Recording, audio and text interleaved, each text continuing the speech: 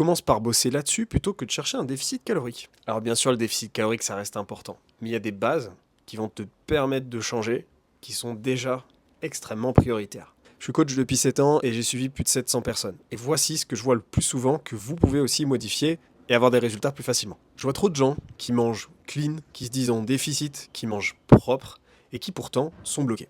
Problème numéro 1 que je retrouve le plus souvent, c'est la qualité des aliments. C'est-à-dire on pense manger propre, mais en réalité pas forcément. L'idée c'est que au niveau des aliments propres, au niveau des aliments, vous ayez un maximum de brut, c'est-à-dire naturel, c'est-à-dire qui a poussé dans la nature, qui est biodisponible, qui est sur un arbre ou qui est un animal par exemple. Ça va jouer beaucoup sur la matrice des aliments, sur leur composition, sur ce qu'il y a à l'intérieur en nutriments, en minéraux et compagnie, et ça va jouer aussi surtout sur le TEF.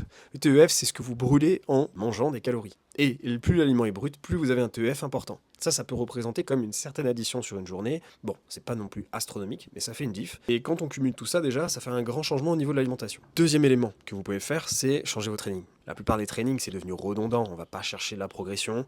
On n'est plus dans l'effort de progression. Et donc du coup, on stimule. On est quand même sur un effort. Mais c'est pas suffisant pour induire du changement, pour induire de la progression. Et résultat, les gens sont toujours un peu flasques et ils veulent plus et c'est pas le cas. Dernier élément, c'est le NEAT, le mouvement. Trop de gens qui, encore une fois, ne bougent pas assez. Malheureusement, on est régi par parfois son travail qui nous empêche de faire ça. Mais l'idée, c'est de trouver au maximum des possibilités dans la journée pour bouger un maximum. Bouger régulièrement, c'est très important. Se lever, bref, faire des déplacements et pas rester statique. Tout ça, ça représente une certaine dépense sur la journée. De l'activation du métabolisme aussi en second plan, donc effet double.